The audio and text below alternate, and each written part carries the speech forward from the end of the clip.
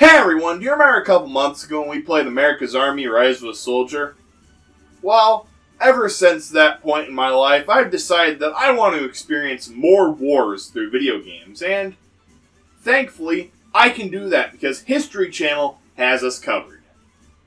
So, the History Channel games. A series of obscure video games made by Activision from the year 2000 till around 2012.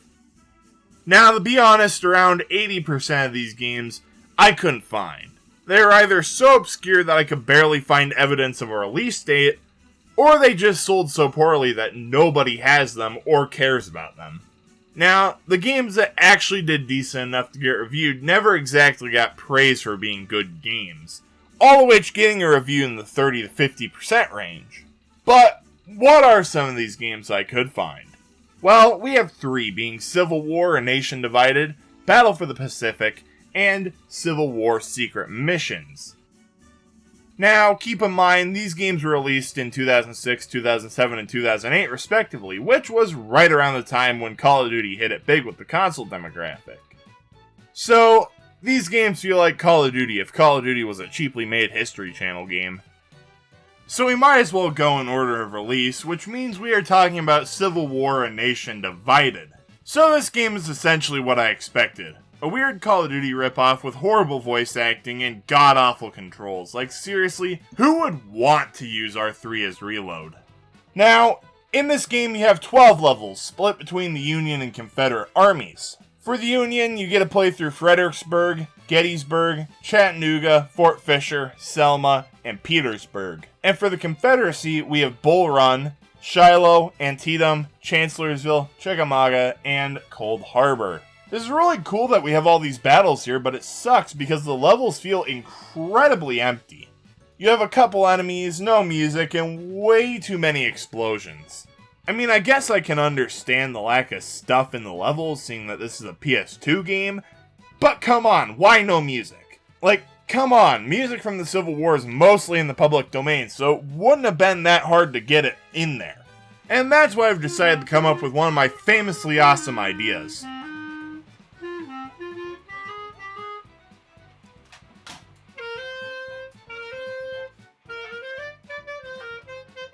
Yeah, the idea is still a work in progress.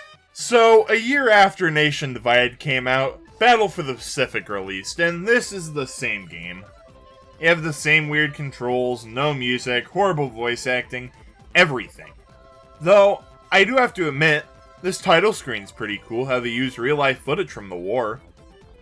Also, another thing I like about this game is that it has some battles that are quite unique. Now, yes, you do have your Iwo Jima and your Guadalcanal stages, but you also have some stages set in Guam and the Philippines, which is really nice and not something you see in a lot of World War II shooters. Though that is really where the positives end. So now I get a complaint about this boat section. So for the stupid PT boat mission, you're required to shoot at enemy planes, boats, and mines, all at the same time. And it doesn't matter what you do, you will be inevitably hit by something. So, in conclusion, if you want to play a World War II Pacific game, play Call of Duty World at War. And here we are at our final game being Civil War: Secret Missions. And you remember when I said Nation Divided and Battle for the Pacific were essentially the same game? Well, that kind of applies to this game as well. It's essentially the same game, just with a whole bunch of improvements. First off, the game's in HD, so it makes it look a whole lot better. Second, is you can lean. And third is our most important improvement.